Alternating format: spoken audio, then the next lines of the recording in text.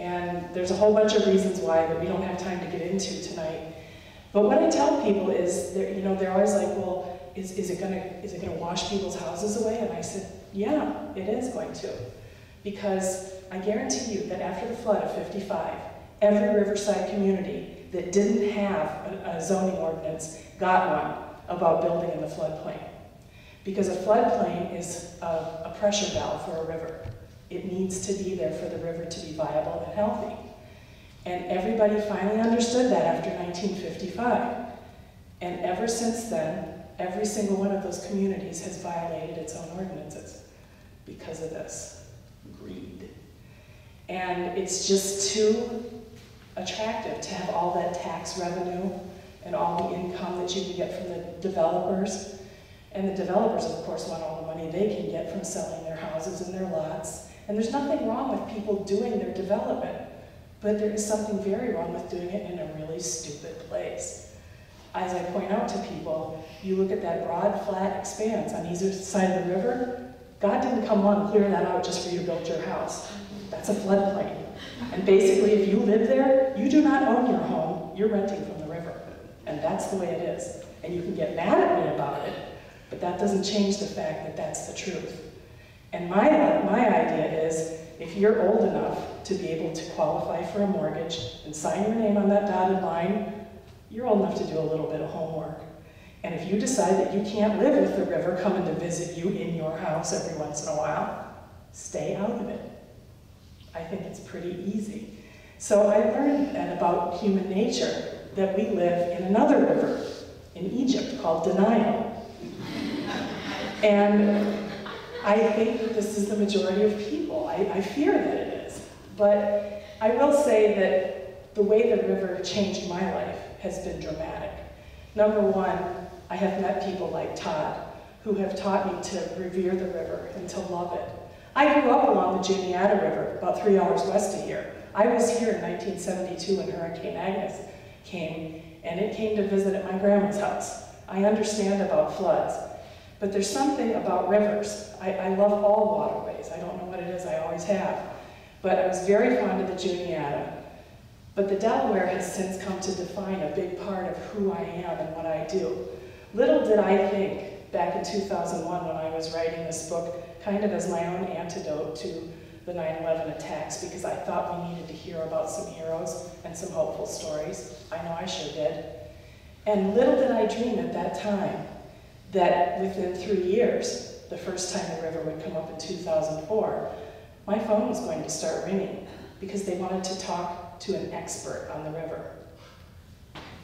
Me? Oh, okay, if you say so. Which I'm not an expert on anything.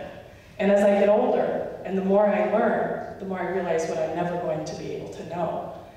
So there's always that loveliness of youth when you think, oh, somebody's calling me an expert, okay. But I've since learned that that's never going to happen.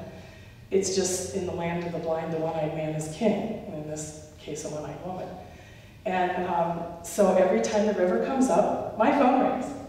And now I always am introduced, or very frequently, as Mary Shafer, an expert on the Delaware River, which just makes me laugh, because all I've done is some research and I wrote this book.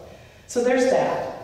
And there's the ringing of the phone, and there's the telephone and the TV and the radio interviews, and there's the fact that I've learned to become a public speaker because I'm very passionate about this project.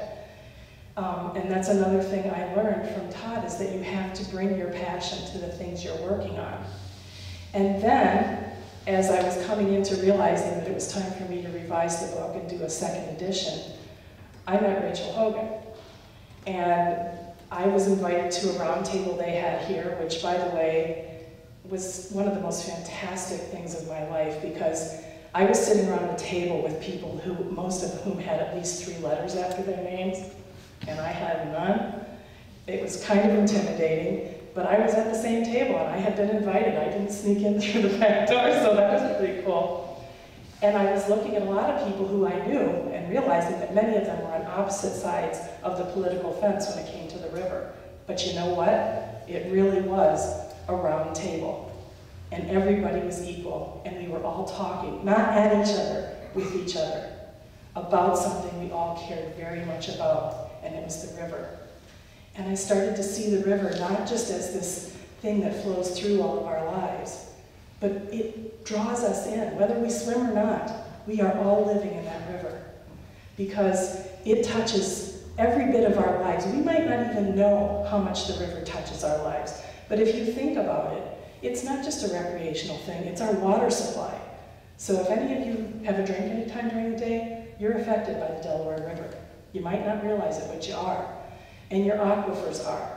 And yay about the fracking, we did do it. And it was a hard fight, and I certainly wasn't anywhere near the core of it, but I do stay in touch and I do support what I can. And that's another thing. I see that the river has acted as a conduit of, for a better word, love. It's taking everyone who's passionate about that river and bringing us together in the big fight, the big battle, to save it from people who would use it and abuse it for their own selfish interests.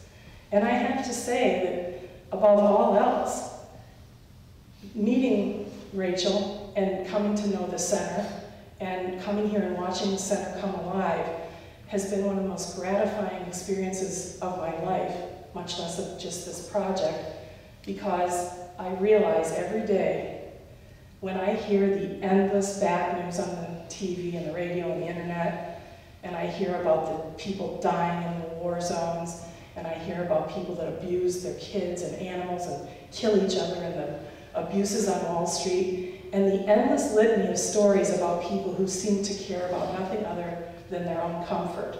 I won't say well-being, because they are not well if they need to do these things.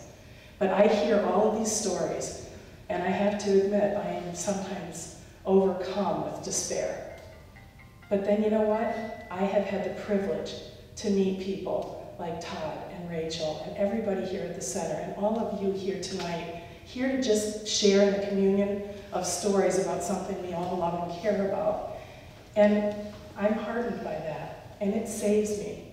It saves me every day from shrinking into despair, because I'm inspired by all of you. I'm inspired by us. I'm inspired by our love of a really cool thing that we decided to call the Delaware River, that we inherited from those before us, and that we should all be mindful to leave better than we found it. Thanks very much.